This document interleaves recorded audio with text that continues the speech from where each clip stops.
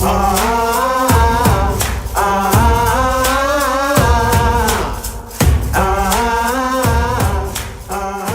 name is Michael Kruger. I've been a professional freelance photographer specializing in fashion for around 12 years now, and been in the region for 10. So seen all sorts and all sorts of things, yeah, and experienced lots of stuff. My name is Stephanie Mukerzel. I'm a freelance fashion photographer and filmmaker. I'm more into making fashion films.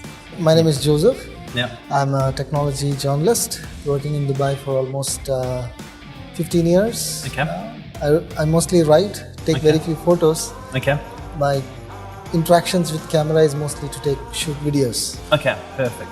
And tell me, since we're talking about the camera and shooting videos, when you're buying a camera, what is the key thing you're looking at when you're buying a camera for yourself, or specifically? If you ask me, my purpose of buying a camera would be purely from an editorial perspective.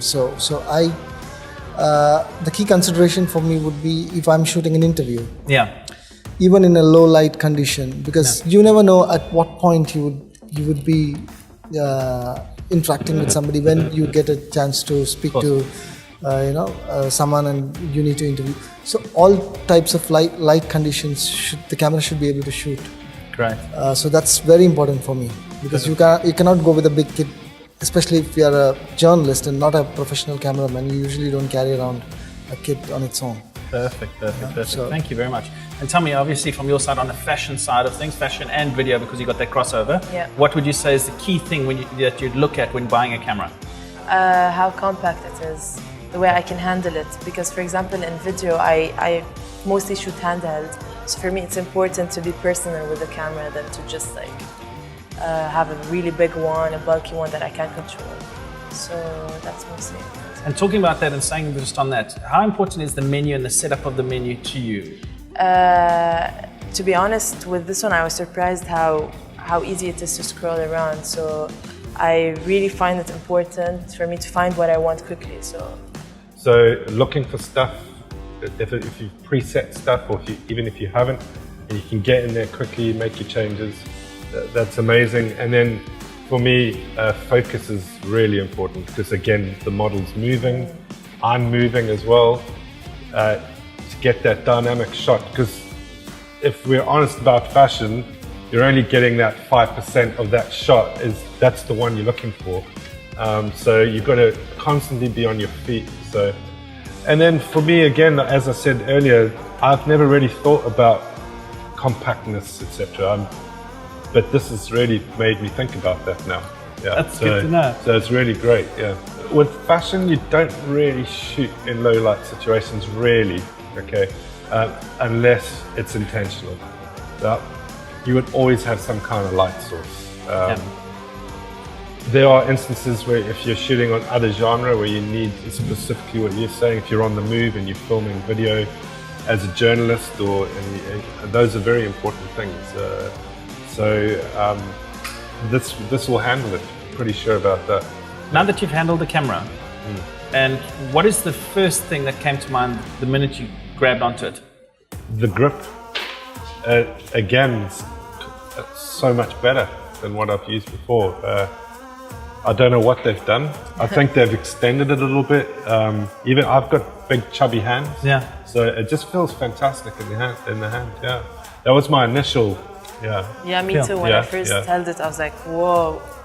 It's just like, it fits perfectly like a puzzle, so it's amazing. Yeah. I love the cross-section that it goes, obviously, from gents to ladies to whoever can pick it up and feel. And yourself, sir? Yeah, it's the most important thing when I first picked up the camera was it's lightweight. Yeah. So, and it performs really well for the size it comes in. Yeah. And it was easy to operate. That you didn't have go through various menus, etc., etc. It was quite simple. Switch it on, turn the lens, and start shooting. So when you took your first photograph, the minute you turned it on and you looked at it, what was the first thing that you picked up that was great, nice? Yeah, after I shot my first picture, I went back and I zoomed it in and saw if it was pixelated or if all areas was clear, and it was brilliant. Brilliant.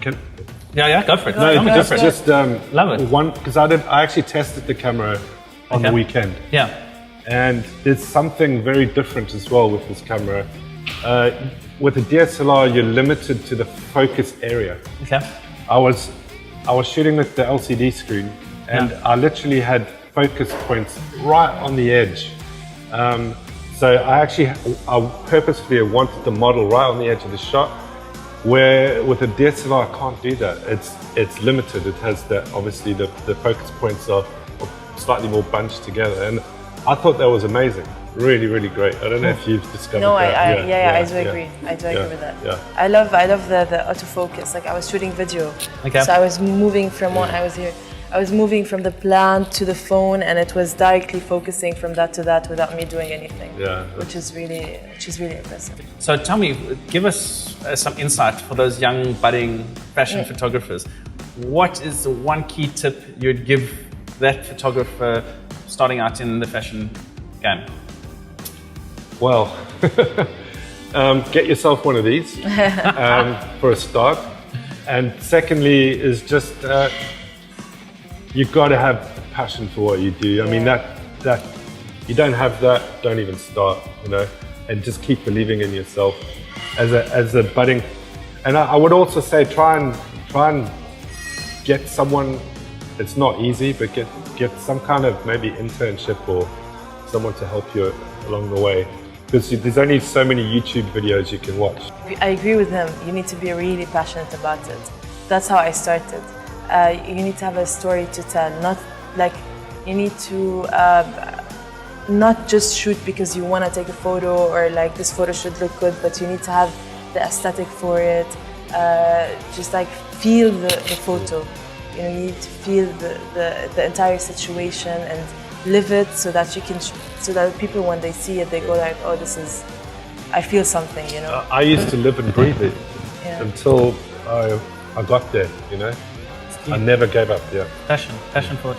And yourself, you're working for a magazine, and it's a lot of dreams of people to work for magazines. How could people be published? What advice? Image, the quality of image and the whole storytelling.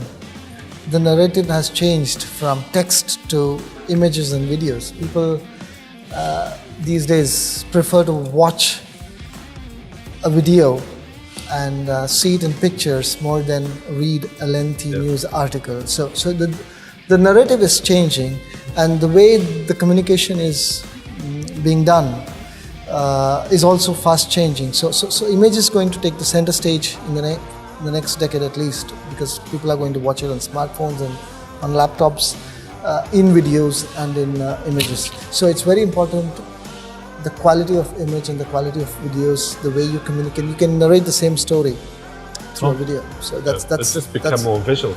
Everything's become and quick. So that's it from our panel of experts. We love the mirrorless, absolutely great camera. Contact them, see them on social media. Quickly give me your social media. It's at Kruger MK Photography. At Wander with Stephanie. at the Hubble Tech.